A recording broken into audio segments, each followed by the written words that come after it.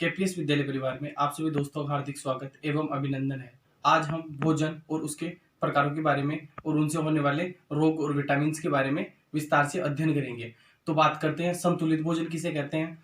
तो संतुलित भोजन वह भोजन है जिसमें सभी आवश्यक तत्व मौजूद होते हैं, उसे तो कौन सा भोजन कहते हैं, संतुलित भोजन। असंतुलित भोजन किसे कहते हैं कि वह भोजन जिसमें एक या एक से अधिक पोषक तत्वों की कमी हो जाए उसे क्या कहते हैं, असंतुलित भोजन। तो पोषक तत्व कौन कौन से हैं? पोषक तत्व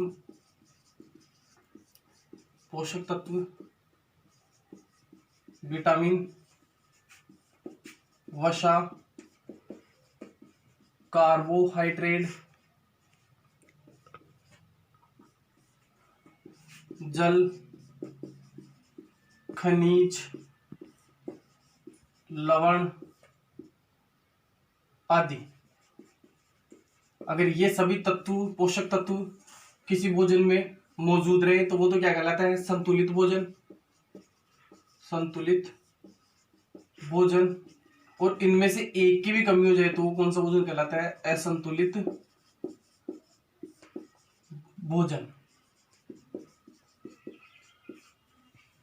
अब बात करते हैं विटामिन कुपोषणों की। विटामिन कुपोषण। तो विटामिन कुपोषण किसे कहते हैं? अगर हमारे भोजन में किसी भी विटामिन की कमी हो जाए तो उनसे विभिन्न प्रकार के रोग होते हैं, उसे क्या कहते हैं, विटामिन कुपोषण कहते हैं। तो सबसे पहले बात करेंगे विटामिन की। विटामिन और कमी से होने वाले रोग और लक्षण। तो विटामिन बात करते हैं विटामिन ए की। तो विटामिन ए की कमी से कौन सा रोग होता है? रतौंधी। क्या होता है? रात में कम दिखाई देना। दूसरा आता है विटामिन बी। इसकी कमी से कौन सा रोग होता है? बेरी। और इससे क्या होता है? हृदय धड़कन में, ये हृदय धड़कन को नियंत्रण करता है।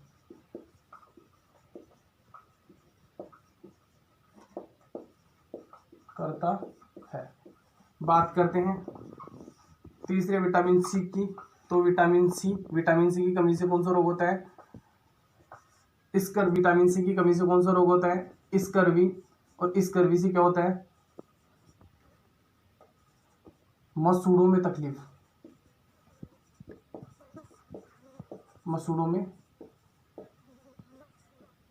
तकलीफ।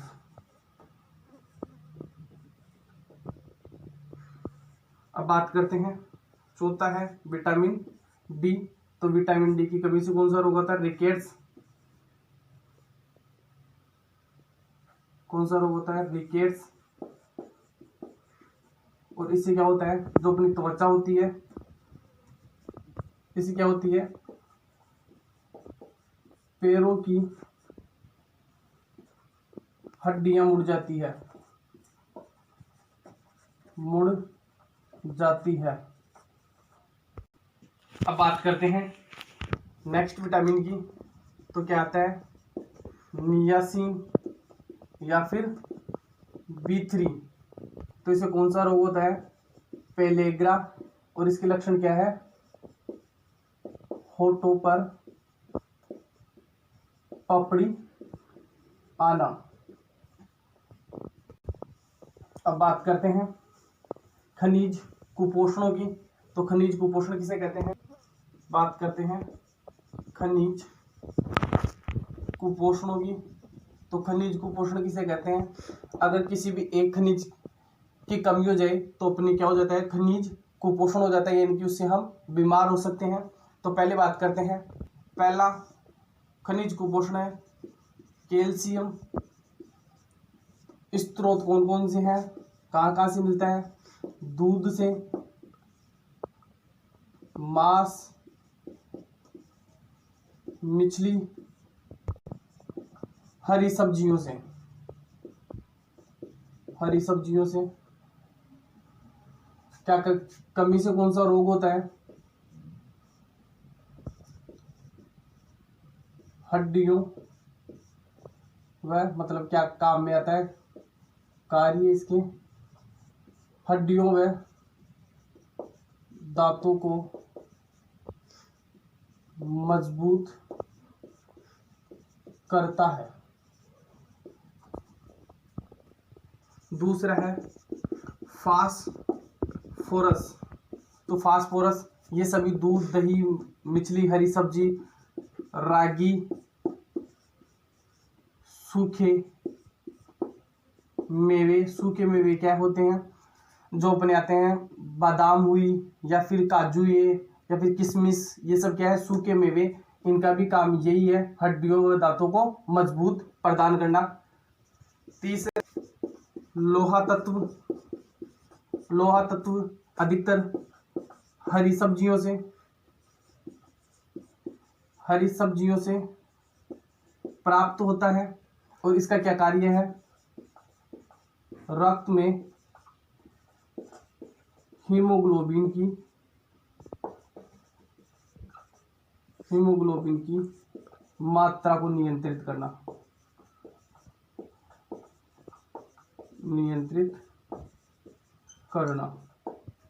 बात करते हैं आयोडीन। तो आयोडीन हमें अधिकतर नमक या फिर समुद्री मछलियों से और जो अपने गलगंड रोग होता है उसको ये नियंत्रित करता है। बात करते हैं नेक्स्ट की, बात करते हैं प्रोटीन कुपोषण की। तो प्रोटीन कुपोषण किसे कहते हैं? आर्थिक तंगी की वजह से या फिर गरीबी की वजह से बहुत से अपने जो घर वाले होते हैं वो अपने को प्रोटीन पर्याप्त मात्रा में प्राप्त नहीं हो पाते हैं या उपलब्ध नहीं करवाते हैं, जिसके कारण हम इस रोग से ग्रसित हो जाते हैं। प्रोटीन हमें दालों से सर्वाधिक मात्रा में प्राप्त होता है। इस प्रोटीन की कमी से क्वाकिशियोकोर रोग हो जाता है, जिससे बालक का पेट फूल जाता है, बालक का स्वभाव चिड़चिड़ा हो जाता है और बालक अनेक रोगों से ग्रसित हो जाता है। बात करते हैं प्रोटीन कुपोषण की।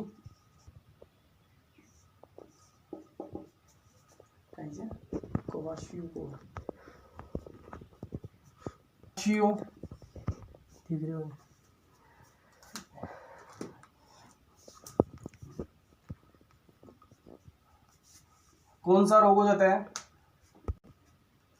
दूसरा है स्वभाव चिड़ा हो जाता है।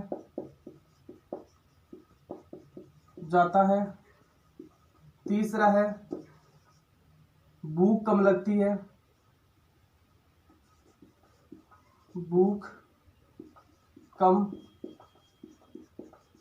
है। चौथा है आंखें अंदर धस जाती है।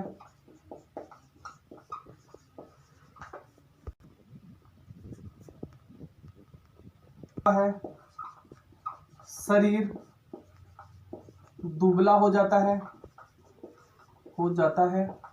जिससे कौन सा रोग हो जाता है? मेरेस्मस रोग से वो बालक क्या हो जाता है? ग्रसित हो जाता है मस से।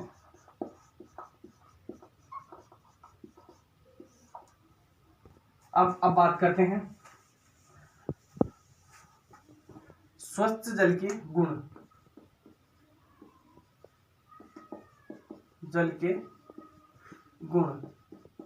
तो स्वच्छ जल के गुण कौन कौन से होने चाहिए? यह है पारदर्शी होना चाहिए। दूसरा, इसका पीएच का मान संतुलित होना चाहिए, अर्थात साथ हो। तीसरा है, इसमें पर्याप्त मात्रा में ऑक्सीजन घुली होनी चाहिए तथा यह गंधहीन होना चाहिए। पांचवा है, इसमें कोई भी सूक्ष्मजीव या वनस्पति नहीं होनी चाहिए।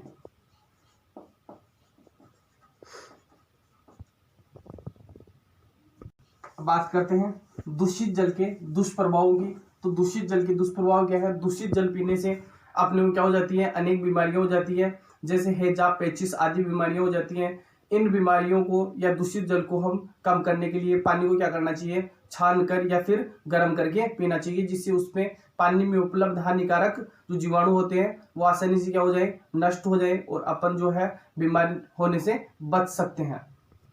अब बात करते हैं रक्तदाब की। रक्तदाब किसे कहते हैं? रक्त वाहिनियों द्वारा बहने वाले रक्त वाहिनिकाओं में डाले गए दाब को क्या कहते हैं? रक्तदाब कहते हैं। तो इसकी परिभाषा, रक्तदाब, रक्तदाब किसे कहते हैं? रक्त वाहिनिकाओं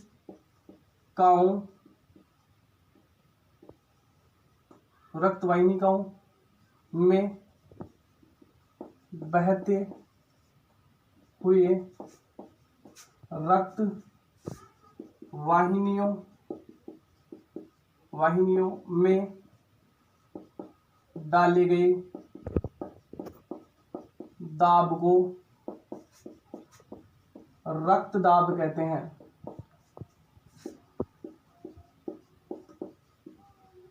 किसी व्यक्ति का रक्तदाब अगर मापते हैं तो उसे किस में मापते हैं? सिस्टोलिक और डायस्टोलिक में मापते हैं। तो किसी व्यक्ति का जो रक्तचाप होता है वो 120 से 80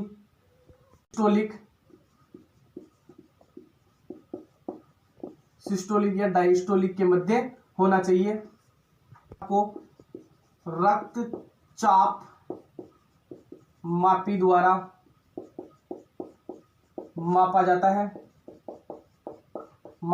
है। इसे क्या कहते हैं?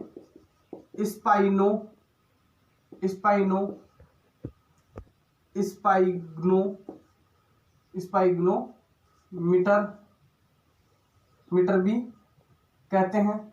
इसकी खोज 1733 में स्टीफन हेल्स ने सर्वप्रथम घोड़े के रक्त द्वारा इसकी खोज या इसे मापकर इसकी खोज की थी तथा 1983 में जो रक्तचाप है उसकी परिभाषा किसने दी थी? कापालन ने इसकी परिभाषा दी थी। अब बात करते हैं गुटखे की। तो जो गुटखा होता है वो सुपारी के टुकड़ों से, कत्थों से या फिर संश्लेषित खुशबूदार दानों से या फिर वक्रों से तैयार किया जाता है। आजकल गुटखा हर गली गांव मोहल्ले में आसानी से उपलब्ध हो जाता है और इनको बड़े चाव से छोटे बच्चे, महिलाएं आदि खाती है इसको बड़े चाव से। इससे क्या होता है कि जो अपने मुंह का जो जबड़ा होता है उस जबड़े में ये क्या कर लेता है? कठोर हो जाता है और उससे एक रोग होता है, इसे सबम्यूकस फाइब्रोसिस रोग कहते हैं। यह सबसे ज्यादा हानिकारक गर्भवती महिलाओं के लिए होती है। अगर वो गर्भवती महिलाएं इसको खाती है गुटखे को तो उनका जो गर्भ होता है उसकी जो गति होती है वो धीरे हो जाती है। गुटखा होता है उसे खाने से कौन सा रोग होता है?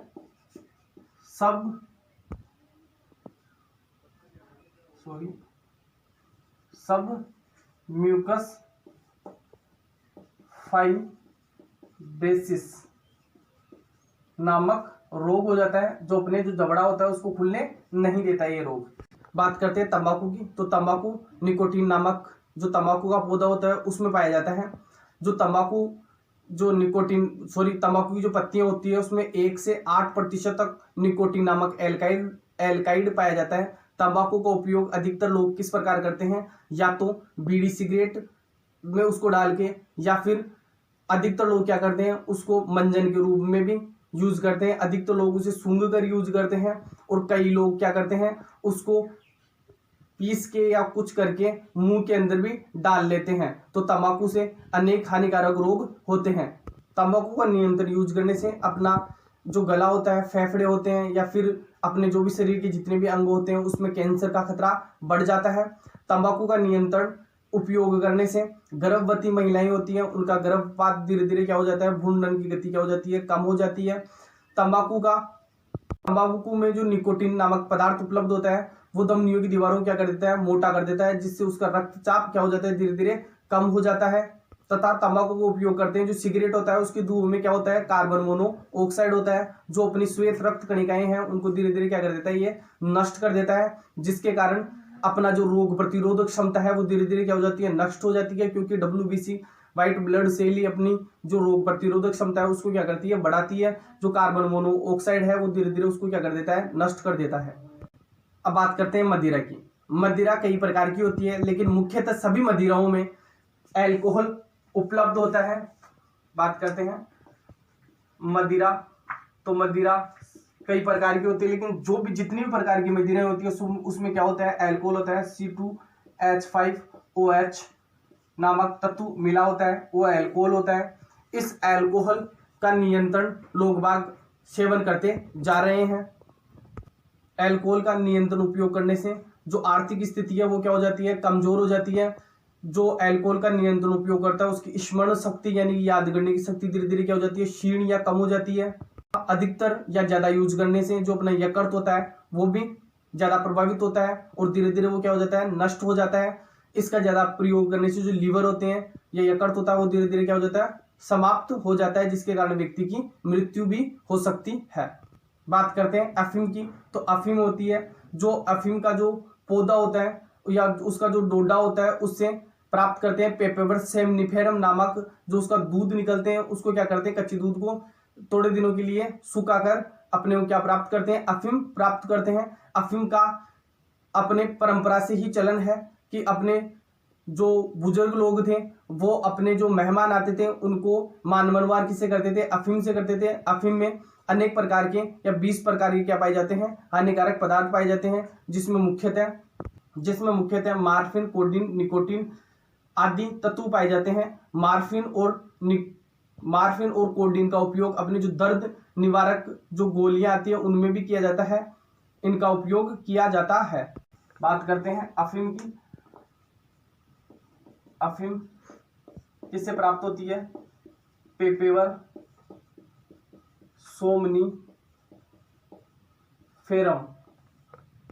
सोमनिफेरम के कच्चे फलों के दूध को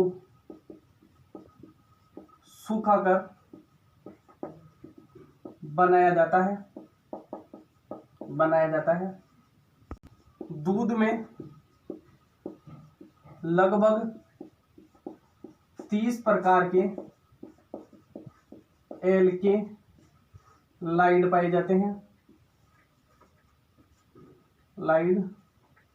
पाए जाते हैं, जिनमें मुख्यतः मार्फिन, कोडीन, निकोटीन,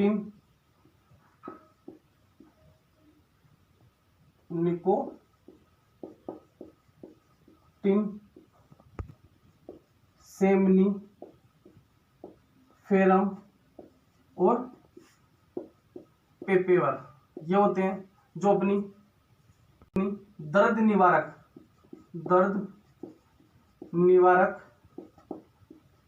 दवा होती है। उनमें कौन कौन से पदार्थ पाए जाते हैं, अधिकतर मार्फिन व कोडीन मिला होता है।